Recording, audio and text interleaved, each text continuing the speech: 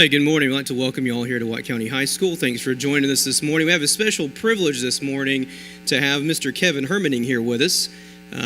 Kevin was part of an international crisis that started in 1979, actually started well before 1979, but it involved many American citizens in the U.S. Embassy in Tehran, Iran. And he's here this morning to tell you his story. So without further ado, I'll turn this over to Kevin and let him tell you his story. Well, thank you very much. And indeed, what a privilege to be here this morning. I'm in the area this next couple of days, have the great privilege of speaking tomorrow at the annual Veterans Luncheon. And a number of community members as well have told us that they're going to show up. I only go out and speak before audiences such as high schools and veterans groups and church audiences perhaps 8 or 10 times a year. And so the idea that I'm here at your school today is a privilege for me. It's something that I enjoy doing. I served on my school board for 10 years, and I know how important it is to put perspective about what you read about in your textbooks through your classes, what you watch on television or hear about on the news in other sources, and put context to real life situations. Now, certainly I know that none of you students were alive in 1979 to 1981, but your parents and grandparents were. And another reason that I will go out into the communities and share my story, it's really only a part of my story, but the story of the 51 other Americans and I who were held hostage for 444 days in Tehran, Iran, from November 4th, 1979 through January 20th, 1981, is to thank your parents and thank your grandparents for having not forgotten about us during those difficult 14 and a half months. And so if you would do me a favor today when you get home and tell them that you heard me speak and that I wanted to express my gratitude to them, I would feel very appreciative. And my presentation today, as all of my presentations are, is really dedicated to men like Captain Lynn McIntosh, Captain Charles McMillan II, Staff Sergeant Dewey Johnson, Corporal George Holmes Jr., Major Richard Backey, and 3 of their colleagues. 8 men who I will speak about a little bit later in my remarks this morning, who I never met, but they were all hoping one day to meet me. So on that kind of quixotic beginning to my remarks this morning, let me share with you that I was a young 20-year-old Marine security guard assigned to the U.S. Embassy in Tehran in August of 1979, having arrived in the country 3 months before we ultimately were captured. Now, Marine security guards back then, as they were at all of our embassies around the world, were not particularly well armed. The only weapon we had were 12-gauge shotguns that I used to use for hunting pheasants and ducks,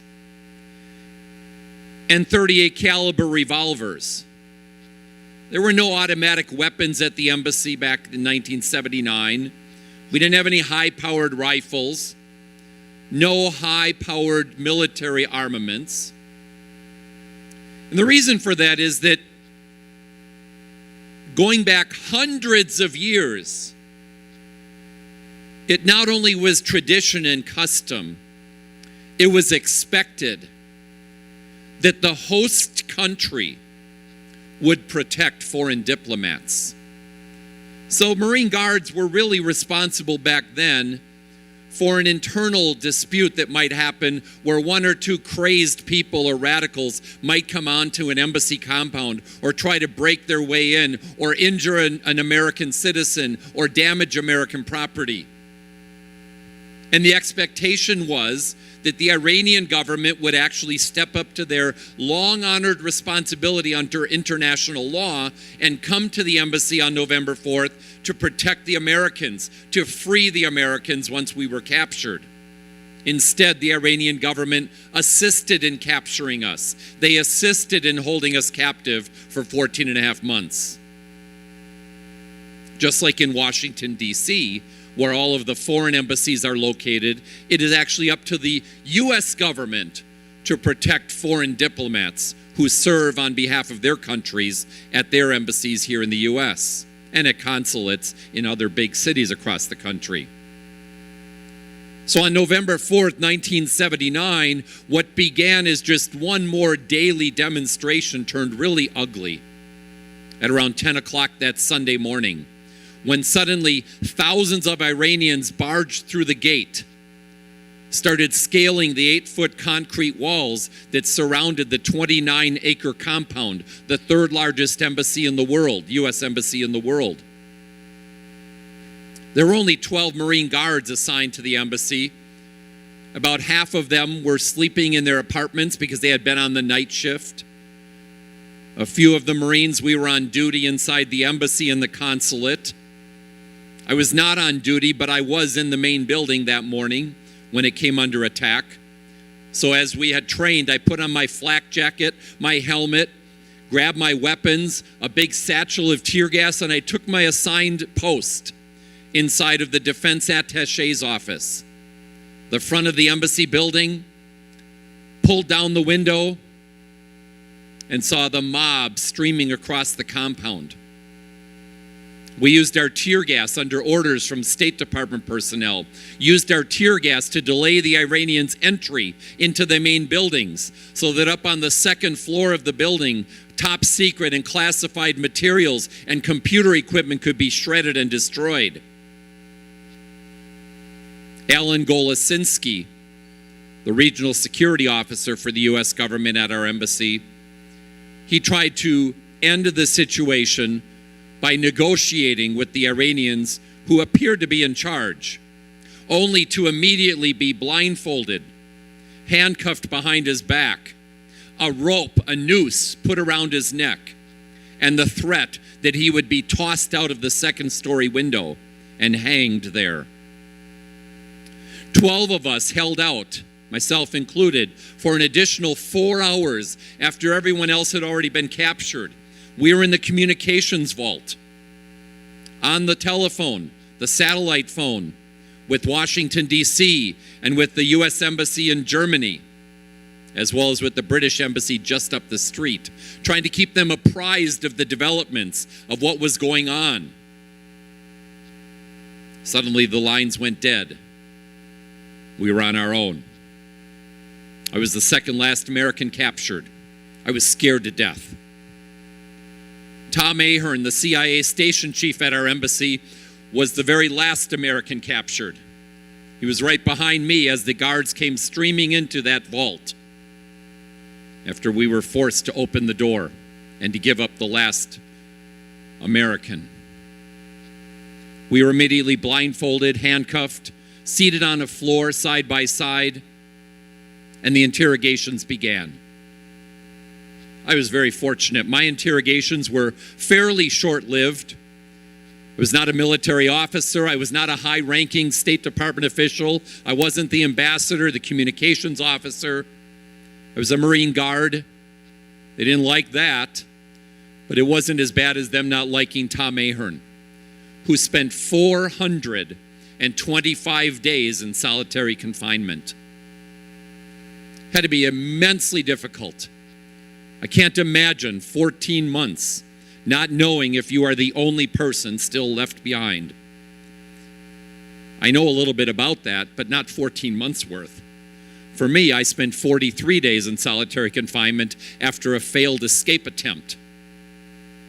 The size of the room that I was in for those 6 weeks and a day, it was about 5 by 10 feet. It wasn't very large, very small place I spent those 6 weeks. And the only thing in that room, other than me, was the box spring of the bed. Very uncomfortable, handcuffed behind my back the first 2 nights. It's really difficult to sleep when you're handcuffed behind your back. But Tom Ahern, 14 and a half months, and the interrogations, a terrible, difficult time for him. One of your neighbors here in your community in Stone Mountain, Georgia, United States Army Colonel Charles Scott, a 31-year veteran of the United States Army. This soldier endured immense interrogations in the early days of the crisis. He was beaten so severely around the face with rubber hoses that he actually had 3 of his teeth broken off right at the gum line, and the roots remained embedded up inside of his gums. And he had no medical or dental treatment during the entire 444-day crisis. He had no care for his injuries until we were finally on our way back home and at the United States Air Force Hospital in Wiesbaden, Germany. And then there was the experience of Bill Keogh. You see, Bill Keogh was a civilian.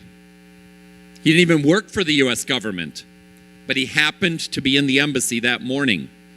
He was a high school administrator who worked for an overseas education agency, and he was asked by his organization to travel to Tehran to gather high school transcripts and records from the former Tehran American High School. You see, a year before we were captured, there were 20,000 Americans in the country of Iran, working for the U.S. government, working for organizations, for corporations. From 1953 to 1979, the United States and Iran had a very good relationship. That might surprise some of you, because we certainly don't have a good relationship with the country of Iran today. But for 26 years, we were best allies. They were our best ally in the Middle East. And then the Shah of Iran was overthrown and replaced with the Ayatollah Khomeini. In early 1979, the Ayatollah came in. Things began to get a little more radicalized. Eventually, the Islamic Republic was born, and it's been that way for the last 38 years. Well, Bill Keogh, well, I should say, when the Shah was overthrown, all the Americans left the country and all of their family members, except for the skeletal crew at the embassy itself. There were no American corporations operating there. No nonprofit organizations were operating there. It was just the government having about 60 or so people at the U.S. Embassy. So Bill arrived at the embassy that morning. He came into the lobby, and the Marines at what we call Post 1 were there behind their plexiglass window. He slid his passport under the little thing like you have at your office here. He presented his credentials. He turned around to leave, having been in the building less than 5 minutes, and that's what the Iranians came storming in the doors. A fine welcome to Tehran that Bill Keogh had. Bill Keogh, originally from Boston, Massachusetts, was the age of my dad. He had kids my age, 2 daughters, and he and I later became roommates for about 6 months. It was the first day I had ever met him, was when we became roommates in a maximum security prison. Big, thick concrete walls, iron bars on the windows, a steel door with a little peephole in it, and a little slot at the bottom where they could slide our food in.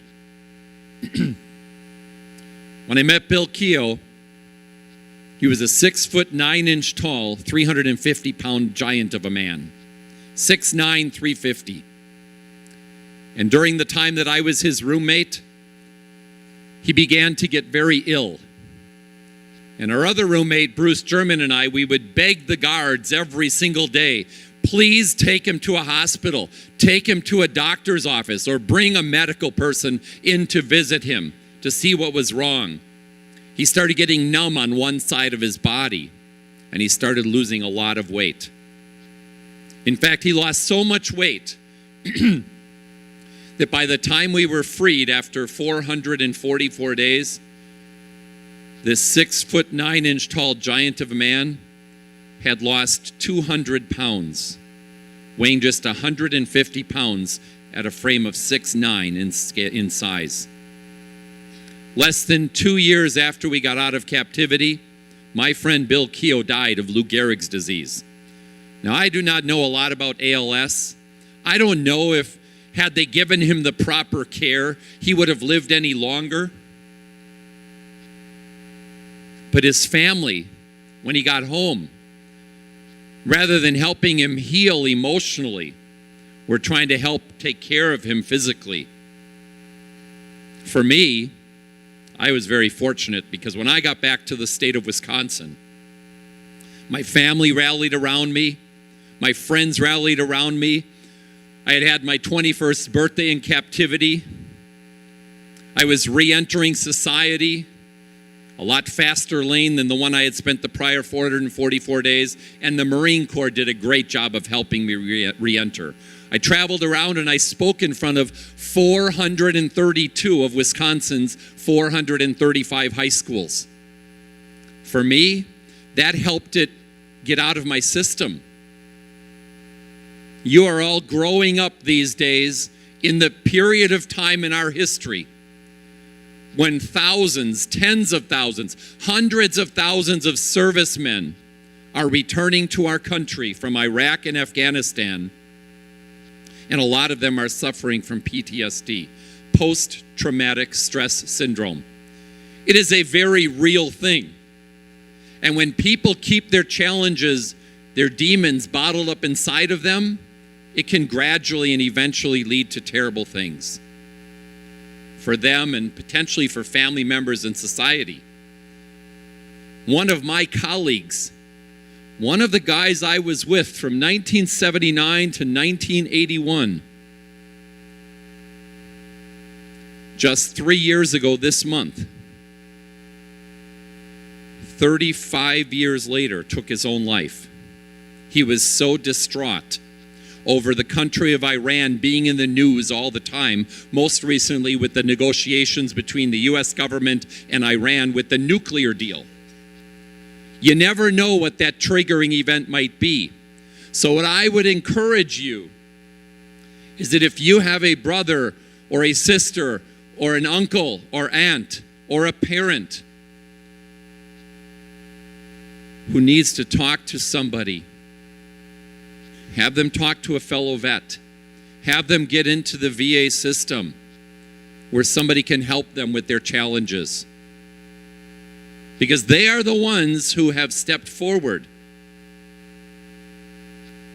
and potentially would have been putting their life on the line or saw somebody who paid the ultimate sacrifice. Which brings me to the men whose names I mentioned earlier. George Holmes, Lynn McIntosh. You see, when we got home from captivity in 1981, every place in the news media, in letters and welcome home cards, we, the hostages, and in each of our communities, in my case, where I lived at the time in Milwaukee, I have thousands of letters, about 40,000 cards welcoming me home. And every one of them referred to me as a hero, which is hogwash. I was a survivor. I was a victim of a bad place at a bad time in the world then. But there were heroes in the hostage crisis. A couple of days after we were captured, 20,000 servicemen volunteered to come rescue us. 20,000 people signed up. Their supervisors whittled it down to 2,000 people. And for 6 months, these 2,000 people trained day and night. They were flown out to secret locations in New Mexico and Arizona and Southern California in groups of 100. These 2,000 servicemen built a mock replica of the embassy in each of their locations. And they trained endlessly, flying helicopters and the big C-130 transport planes. practicing how they would go into Tehran to rescue us. And 2 weeks before they came on April 25th, 1980. 2 weeks before that, 1,900 of the 2,000 people who had trained were told, "We're sorry, but you're not good enough to go." 95% were told, "You're not the best." Because the best 100 had been plucked out and told, "You're going." They didn't know when. They didn't know their staging area. They couldn't call their families in advance and say, "Hey, we're going to try a rescue mission to get the hostages and get them freed." Oh no. They were flown to the country of Oman. They were flown to the Persian Gulf and put onto the aircraft carrier, the USS Nimitz. And on April 25th, 1980, the order was given, "It's time to go." The big C-130 transport plane took off from Oman. This had been practiced thousands of times in the deserts of southeastern United States. At midnight, this big transport plane came in at about 100 feet over the countryside of Iran, under the radar of 1980. And about 2 miles out from the drop zone, what we call Desert One, or what they called Desert One, the back of that C-130 transport plane opened up. This was before the days of GPS. It was done in a much more manual way back then. Now it's dropped from a higher location, higher site, altitude, and it's using GPS to make sure that what they need lands at exactly the right place. But not then. This huge bladder, I can imagine it's as big as this whole auditorium, literally. This big rubber bladder filled with aircraft fuel was pushed out of the back of the plane, and it bounced and it rolled for almost 1.5 miles, and it landed within 1/16 of a mile away from the target. That's how precise it was. That's how important it was that they practice it. Meanwhile, 12 helicopters took off from the aircraft carrier down in the Persian Gulf. And they were making their way north up to Desert One. Unfortunately, one of the helicopters had a mechanical failure before it even got to the coastline of Iran and had to turn back.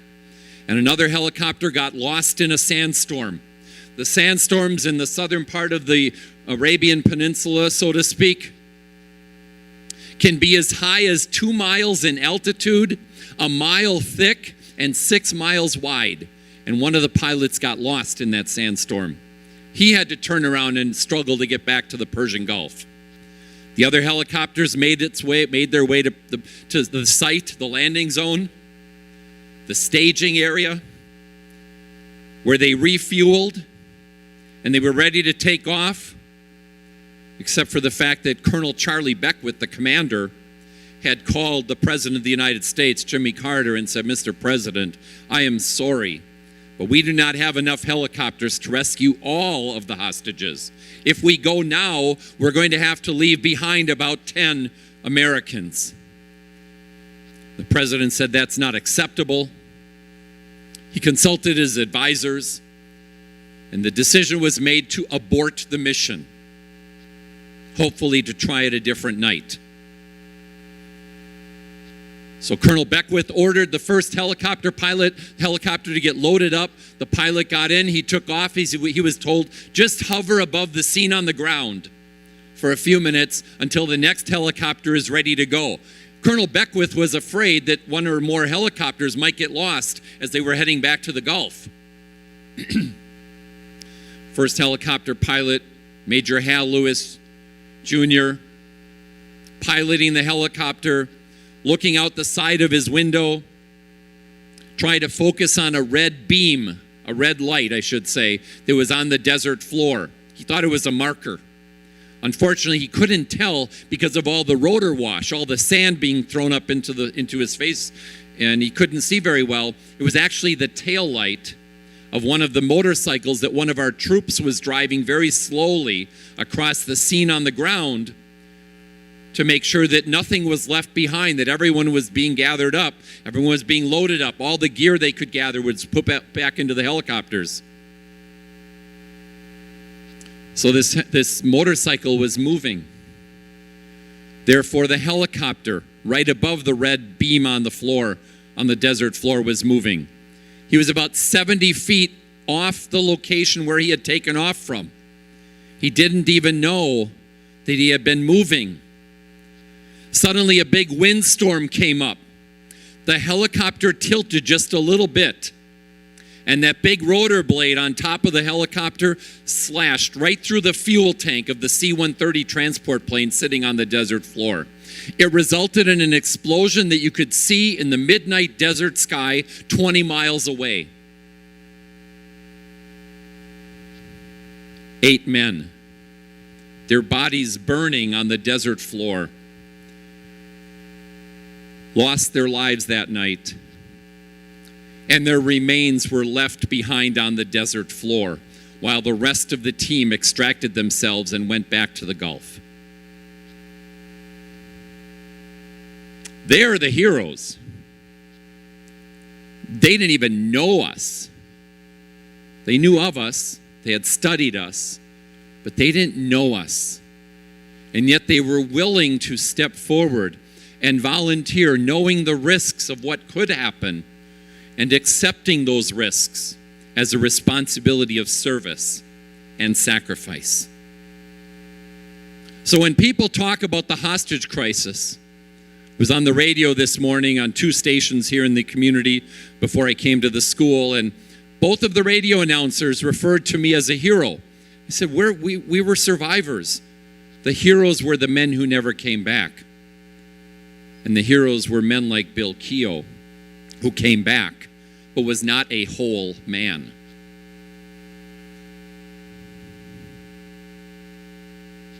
So remember those names. Review them. Realize that there is a time and place for service and sacrifice and responsibility.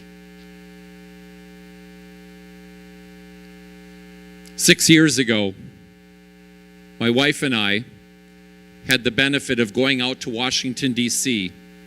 We flew out to attend a fundraiser. The organization we were participating in raising funds for was an organization called the Special Operators Warriors Foundation. It's based out of Tampa, Florida. 99.7% of the money they raise goes for the cause, not to administrative expenses and executives and travel and all the rest. Oh no. That's almost all donated. So the situation was that we were raising money for this organization, and a lot of big U.S. corporations stepped up and raised money that night as well. About $6 million was raised for the Special Operators Warriors Foundation. What do? They raise money for all of the orphaned kids of men and women who've died in special operations in service to our country since 1980, when those 8 men left behind 7 kids. And the guest speaker that night, the keynote speaker at the big dinner at the downtown Marriott in Washington, D.C., was Dr. Hal Lewis III, Major Hal Lewis Jr.'s son.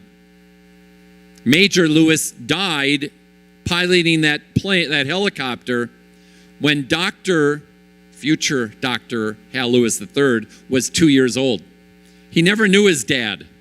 He only knew about his dad. He only knew of his dad. And he respected what his dad had done. And he honored his dad. Because this organization, he told us that day from the stage at that big dinner, he said the Special Ops Warriors Foundation paid for him to go to college. It paid for his medical degree.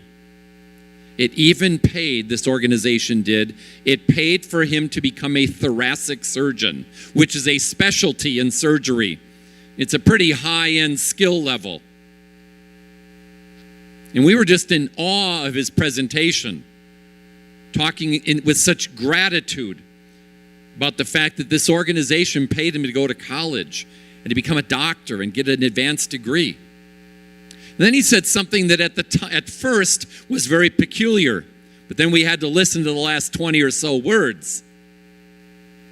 And he said, I want everyone in this room to know that I very much believe in giving back.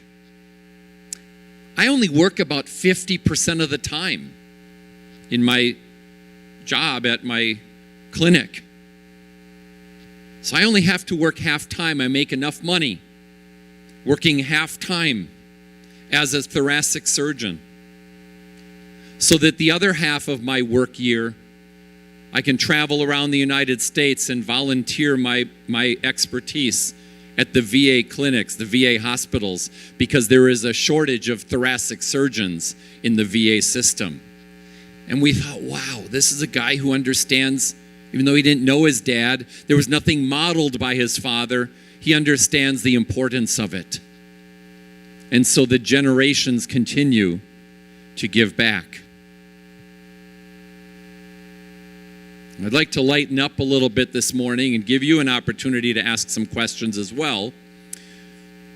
But let me just start out by saying that a lot of people have asked me, was there a moment in time, Kevin, that you knew the situation was over? And I really didn't have to think very much about that question, because after 444 days in captivity, being a 20-year-old young Marine, looking forward to coming back to the U.S. someday, and finally they came into our room and said, it's time to go. We didn't actually believe them until we were on the plane and leaving. But I'll tell you what, I knew I was ready to come home when I saw those 4 beautiful stewardesses on the plane. That's when I knew it was over, and it was definitely time to come back to freedom. What I'd like to do is, we've talked about this with your instructors beforehand. We have time, I think, for about 15, 20 minutes of questions. Is that right, Mr. DeWalt? Okay. So does anyone have any questions? And it's a little hard for me to see, but I think I might see if your hand goes up. Does anyone have any questions about the time we were there? Right in the front. Yes, ma'am. Oh, very good. Thank you. Well, I was going to repeat it back, but that works. I want to know how tall you were. It's just a thing I ask people. I'm sorry. You want to know how tall I was then, or I'm still 6'2". Okay, cool. But I will tell you what, when I left for boot camp when I was 18 after high school, I was 5 feet, 5 inches tall and weighed 126 pounds. And in the next 11 weeks of boot camp, I grew 7 inches and gained 40 pounds. And every day I was at the medical clinic because I had shin splints. Trying to run 3 miles every day while growing 7 inches in 11 weeks was not an easy time. And when I got back to the Milwaukee airport with my close-cropped hair even closer than it is now, you can't take the Marine out of a Marine once he's a Marine. I walked through the airport and my mom was looking for somebody her height, around 5'5", 5'6", and she walked right by me. She wasn't expecting to have to look up. So I'm 6'2". I'm not 6'9" like Bill Keogh was, though. Any other questions? I must say that's the first time I've had that question asked.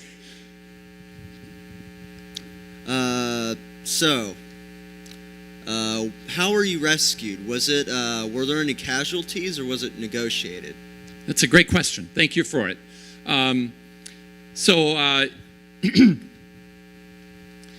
Maybe I should start out by saying why we were captured and then what led to our release. Because we were not rescued in the sense of a military action to get us out. That effort failed, and immediately after that was found out by the Iranians, they scattered the hostages all around the country into very small groups of 2 to 5 people per city. I was put in a van with Don Cook, a State Department fellow from Ohio, and we were driven in a van for 9 hours through the mountainsides of northeastern Iran, and we spent the next 2 months or so in an isolated village called Golgan. We later found out that it was only about 20 miles from the Afghanistan-Soviet Union border. This was in the days when the Cold War was still going on. It was not yet Kazakhstan. It was not the former Soviet republics. It was the Soviet Union. And some of you might be wondering, why was Iran so important to the U.S. for that period of time? And it's because Iran bordered the Soviet Union. And if you read your history, and I know there are a couple of history classes in here, the one thing that the Soviet Union's leaders always coveted, they wanted to attain for the entirety of their regime, it was having access to a warm water port. And so the Soviet Union, they wanted to get down to the Persian Gulf somehow. And when they invaded Afghanistan in 1979, a month after we were captured, they saw that as the first footprint on their way down to the Persian Gulf. Well, when the Shah of Iran was overthrown and the Ayatollah came in, all of the Iranians who supported the Ayatollah Khomeini thought that the United States was going to put the Shah back into power. In fact, the Shah of Iran, by having a coup, but in fact, the Shah was very ill. He had developed a terrible case of cancer. It was very advanced.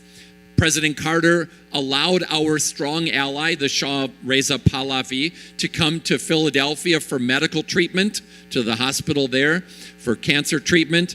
It was while he was in Philadelphia that the embassy was overrun and we were captured. And the Iranians who supported the Ayatollah, their demand was that he be returned to Iran to be put on trial. And that never happened, of course. We would never, as a country, ever have succumbed to such a demand, despite the fact that Americans were being held imprisoned. And in fact, they had to change their demand because the Shah died 8 months after we were captured, but we spent another 6.5 months in captivity. So they began to change their demand. The Iranians wanted an apology from the U.S. government for having supported the Shah of Iran for all those years. The Iranians wanted to be paid money. And in fact, the United States government did pay $9 billion in 1981, $9 billion in U.S. dollars and bullion, gold bullion, to get us out of captivity. It's easy for me to stand in front of you today and say, well, that was a good deal because I'm free. But in fact, I think it was a horrible idea. I really strongly believe that it is never in the interest of a sovereign country, in this case the United States, for a country to put its entire national interests behind the interests of just a handful of people.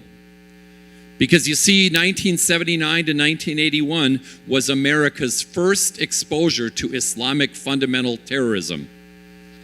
The Iranians won. Let's face it, the Iranians won. They were and have been and continue to be emboldened by the fact that they won. Now, I'm not of the belief that in every crisis there needs to be a winner and a loser. Strength, to me, does not necessitate force. It might, it could sometimes, but we were seen at the time and continue to be seen as a nation as very weak in our posture, in our relationships with Iran. And I would just say this, especially to you high school students. The typical Iranian citizen loves the United States. They love the West. The typical, not all, the typical Iranian high school student is interested in the same things you are. Social media, hanging out with friends, sports. It's true. It's maybe 10 to 12% of the Iranian people who are radicalized, who support and will do anything in support of the Ayatollah Khomeini and his followers. Now Khomeini's dead. Now it's Khamenei, one of his successors. They really have never had a free and fair and open and democratic election since 1979, since they became this Islamic Republic. They only allow a handful of people to actually run for office. They put their political opponents in prison, admittedly, just like the Shah did. But the Shah was moving things a little bit closer to a more democratic republic. His dad had been the Shah before that. So it was a negotiation. The Algerian government was the intermediary between the U.S. and Iran. So when we were released, we were brought back into Algiers, where we got off of the Algerian airliner that had flown us out of Tehran. We got onto American hospital planes and were flown up to Wiesbaden, Germany, where we spent a few days. Our very first meal in freedom up in Germany at the Air Force Hospital had been flown over by the state of Maine. We had fresh Maine lobsters as our very first meal in freedom. And when I called back to my mom, called back home, of course, the newspaper reporters are all in the house, the TV stations. My mom asked me what's the first meal she could make for me when I got back to our house in Oak Creek, Wisconsin. And I said, well, how about a good plate of pork chops? Hadn't had any pork chops the whole time we were in Iran. And the very next day, a 50-pound box of frozen pork chops had arrived at my house via UPS from the Iowa Pork Producers Association. We ended up having a couple meals of pork chops, and then we donated the rest to the VA in Milwaukee. But, the Iranian hostage crisis was a very integral part of my life. But so was dating and getting married and having a family and starting a business. I think if you put your life in perspective as young as you are, if you've had a challenging event happen in your life, just realize that's only one part of your life. You are made up by a some component part of your entire life experience. At this fundraising event I was speaking about earlier, it was 30 years to the day after the failed rescue mission. And at the end of the night, these two guys came up to my wife and me, and he stuck out his hand and he said, "You're Sergeant Hermining." I said, "I am. Who are you?" He said, "Oh, that's not important," which I thought was odd on its face. I had never heard anybody or had that happen to me. And he said, "But I know everything there is to know about you." And I kind of looked at him askance and I said, "Really?" He said, "Yes, I know you grew up in a family of 5 kids. Your mom and dad got divorced when you were 13. You joined the Marines when you were 17, went when you were 18. You got promoted to the rank of E5 Sergeant 15 months to the day after you left for boot camp." I said, "Yes, sir, that's all true, but you're creeping me out. Who are you?" And he put his arm around the buddy he was standing next to who hadn't said a word yet. And he said, "We were your shadow." I said, "What's a shadow? I have no idea what you're talking about." He said, we studied everything there was to know about you for 6 months. And my friends over there, see those guys over there? Their job was to get to know Sergeant Billy Gallegos. And their job was to get to know Captain Paul Needham. And their job was to go find Alan Golosinski. I said, "Find, to get to know us and find." I said, "What do you mean?" "Yeah, we were your shadow. We were coming to find you personally. Each of the 52 of you had a shadow. And when we flew when we came into the embassy, we were going to throw gas into all the buildings, knocking out all of the hostages and the guards, of course, because the gas would not be discriminatory. So we were all going to be knocked out with this gas. And then room by room by room, in pairs, those guys were going to go find each of us. They were going to use some kind of thing to wake us up. And so we didn't totally freak out. They wanted to be able to tell us that they were friendly people coming to rescue us. They never had that chance. And this guy said to me, "Please tell all of your friends how sorry we all are who were on the team." that you had to spend another 8.5 months in captivity because we failed. I said, oh my gosh, sir, you failed. No, you didn't fail. You succeeded by stepping forward. And then I looked at his buddy, and his buddy's ear and his neck and the side of his face were severely scarred. And one of his hands was all scarred from burns. He had been in the accident as well, but survived. And the guy who had been doing all the talking said, my friend here spent 8 months in the San Antonio Burn Center down in Texas, recovering. And I said, man, I don't know what to say. Thank you for your physical sacrifice. And I said, thank you, and I'm so sorry that you lost 8 of your buddies. He said, yes, it was not easy. It still isn't. But additionally, please tell your friends, to a man on the rescue team, we 92 survivors, we would all say it was worth it and we would do it again. And I thought, wow. Knowing that risk, in hindsight, that you might not return. Those are the men and women, those types of men and women today, while we're gathered in this auditorium, are standing in harm's way. 4 of them lost their lives in Niger a couple of weeks ago trying to fight ISIS. As the war from the Mideast, as ISIS is on the run, and they are, as ISIS is now finding other places to go to regroup.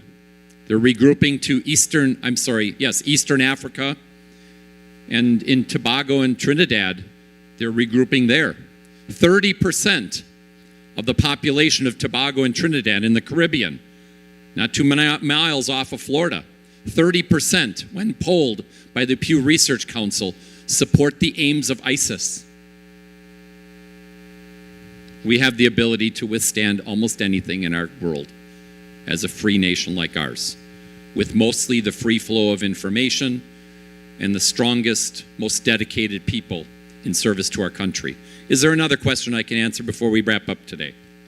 Right in front here. Right? Yes, sir. Oh, wait for the mic. Go ahead. This one or this one? Right here. Where was the other hand? Okay, you're next.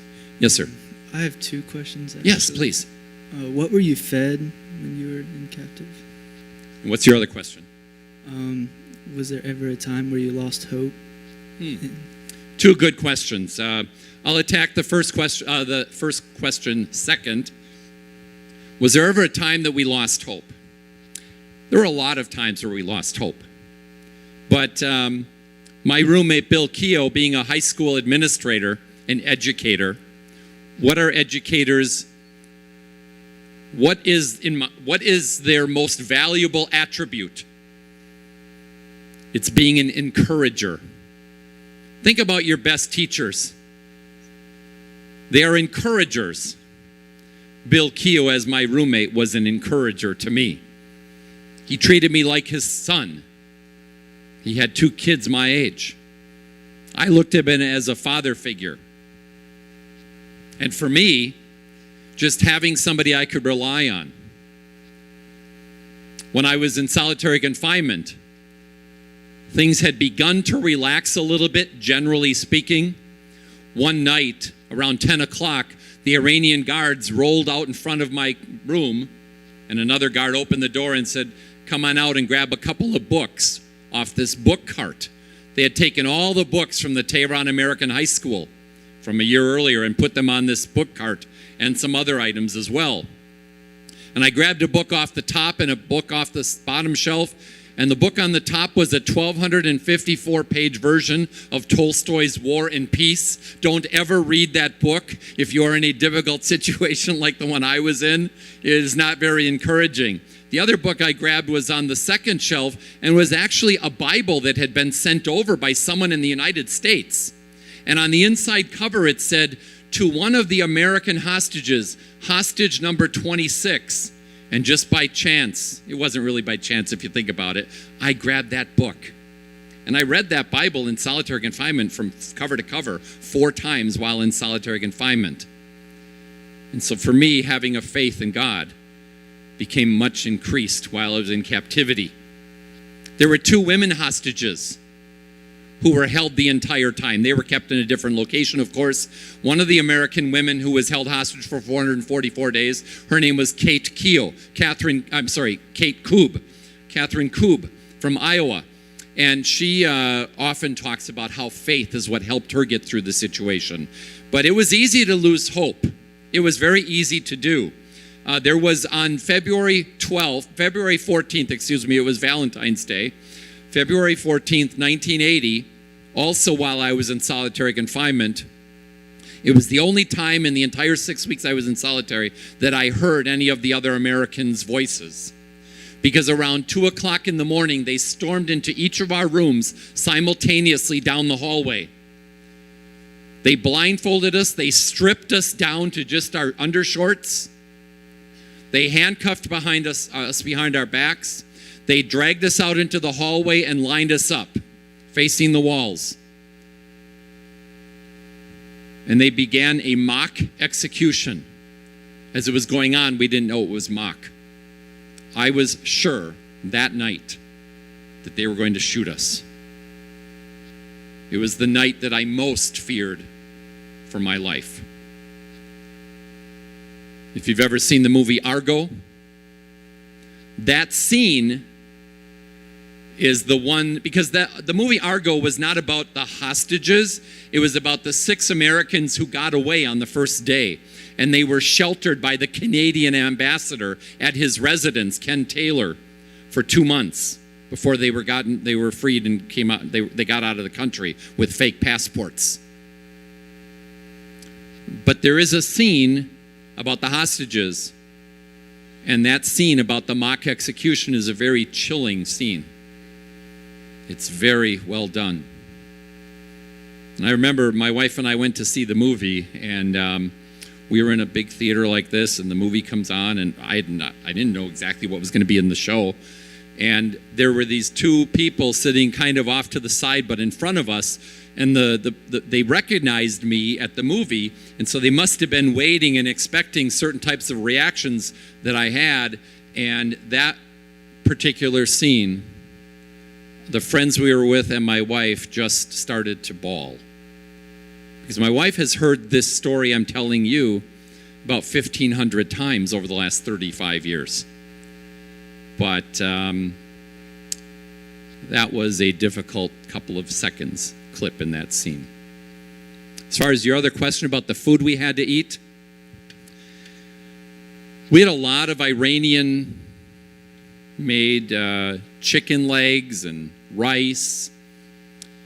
They made this soup for us that they called a delicacy. I thought it was disgusting. It was a broth with rice in it and actual grass, as well as goat entrails, goat guts. And it was terrible. But I'll tell you what, when you got hungry, you'll eat anything. I would encourage you maybe to, because I went to high school. I have 2 daughters who went to high school. I know what we all think about the hot lunch program. But I'll tell you what, you might want to thank the cooks for the food that you're going to eat today, because it's a lot better than what we had while we were there. We had this Iranian guard who we just every now and then would beg him to make something. We called him Menu Man. We had nicknames for everybody. I can't share most of those nicknames in an audience like this. But we had an Iranian who did the cooking. We called him Menu Man. And he came in several days in a row and asked us, is there anything that we wanted him to make? I think he might have been in culinary school or something in college. I don't know. But he wanted to be a chef. And we said, you haven't made us any lasagna yet. And literally, I kid you not, the very next night we had lasagna for dinner. And it was great. It was wonderful. And then the next night we had lasagna. And the next night we had lasagna. And the next night we had lasagna, because when he came in the first day, we said this was amazing, this was wonderful, because he wanted to be affirmed. He wanted to have the pat on the back. And finally, after about a week of lasagna every single night with very little exercise, and I was only outside in the fresh air and sunshine for 3 hours in 444 days. Not a day, total 3 hours in 14 and a half months. And when you're not getting any activity, trust me, it is not healthy to eat lasagna every single night. And so we said, enough with lasagna, and he took that in an offensive way, which we didn't intend. And then the food went downhill again from there until it got a little bit better later. And when did it get better later? Right as things were about to show we were getting out of captivity. They wanted to try to leave a good impression, I guess, on us, as though everything that had happened in the prior 14 months hadn't really occurred. We had a question down up front here. Okay, I've got 2 questions. First is, after the crisis, did you go back to the service or did you just retire? And the second question is, did you have PTSD after it? Good questions. The first one about did I stay in the service or retire? In order to retire from the active duty military, you have to serve 20 or more years. My brother later retired after 20 years in the United States Army. I served for 4 years on active duty in the Marines and then another 7 years in the active reserve. So I did not retire from the Marines. I just got out of the Marines.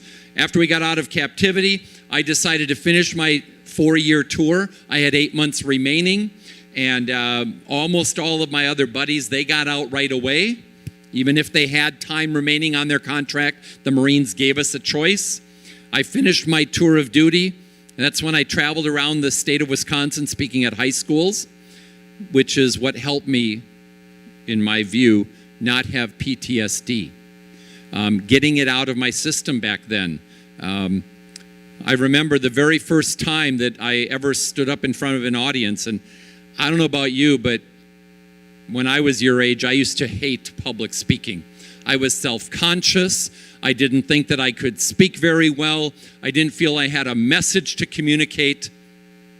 And the Marine Corps captain called me into his office one day. He said, "Sergeant Hermining, there are 400 people who want to interview you.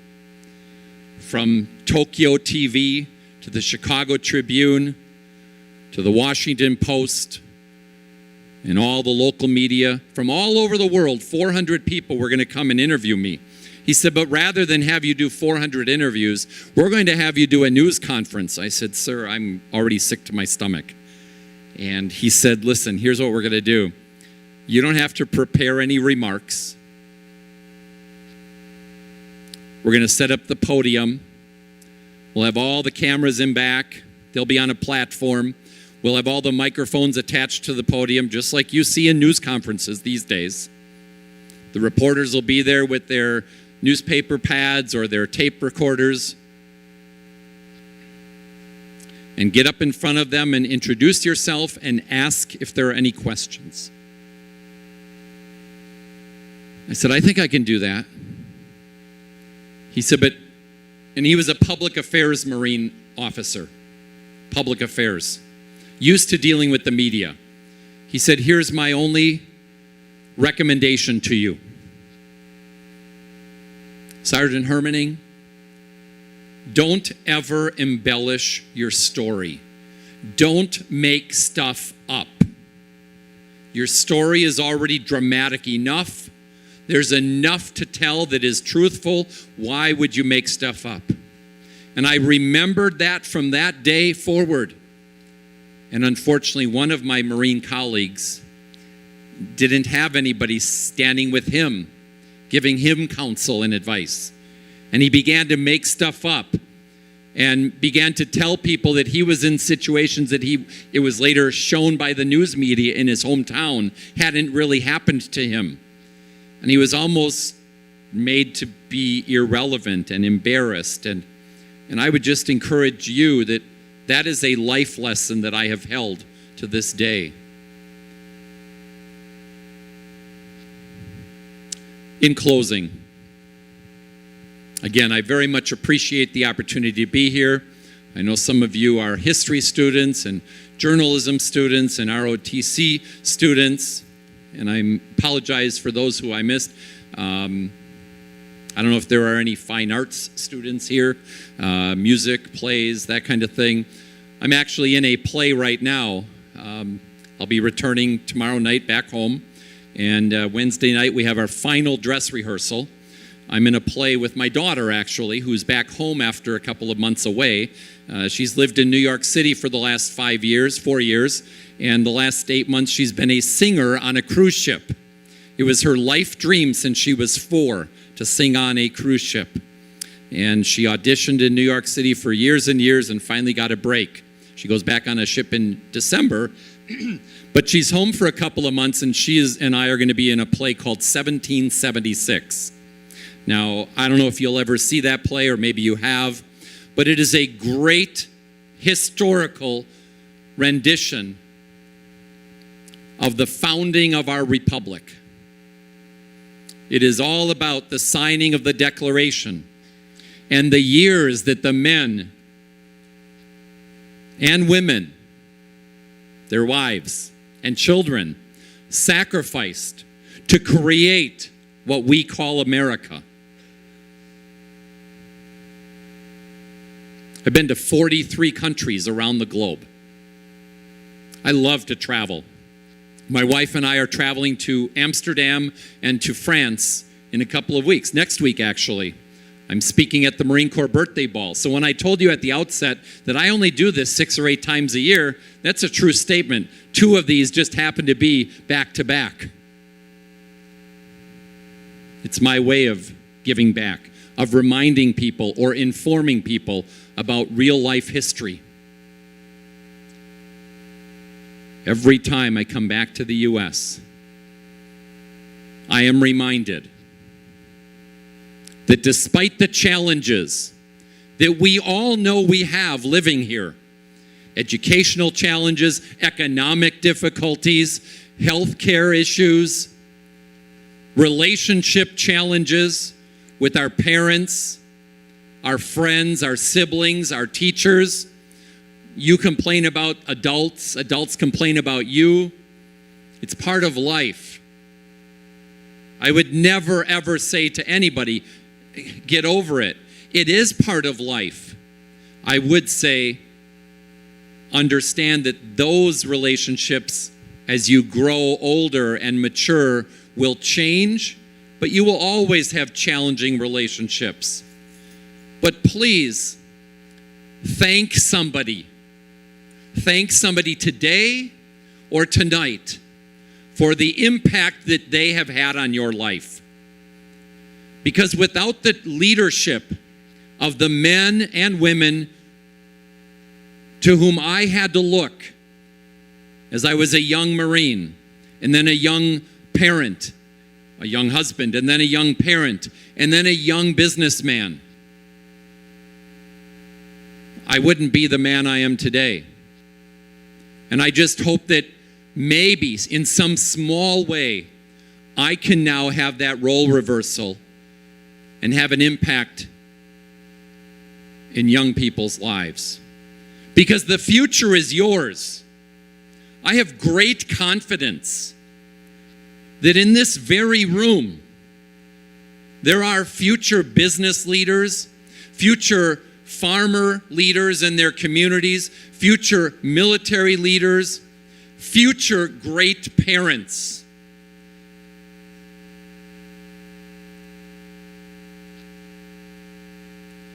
There is no boundary, none,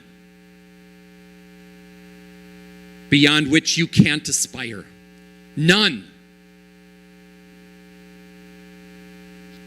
I never dreamed when I was in Okinawa, Japan, that I would actually be accepted into the Marine Security Guard program, and I was.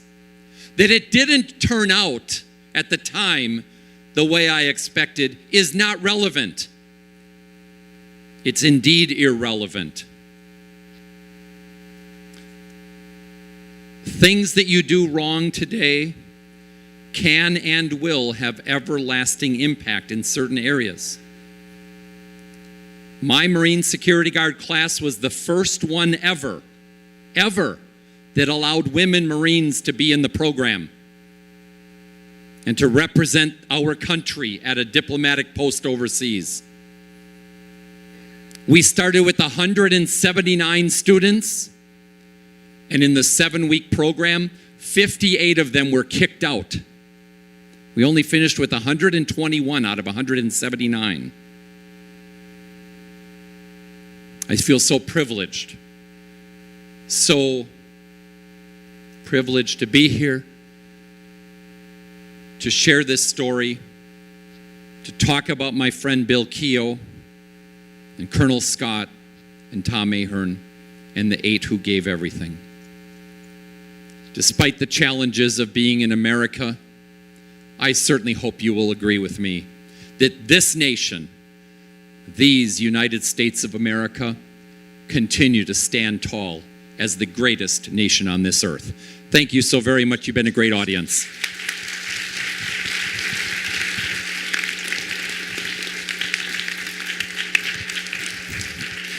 Keep it going, guys. Thank you so much. All right, classes, listen up. Did you enjoy that? That was great. Give him another hand, please.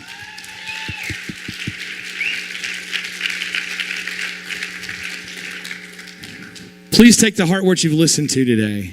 Think about what you've experienced. Think about how his story can relate to your story every time you get aggravated because you're sitting in a class and you don't want to be there. At least it wasn't 144 days, or 444 days, I should say. All right, guys, please look around you. Get all your belongings, whatever they might be. Don't leave any garbage.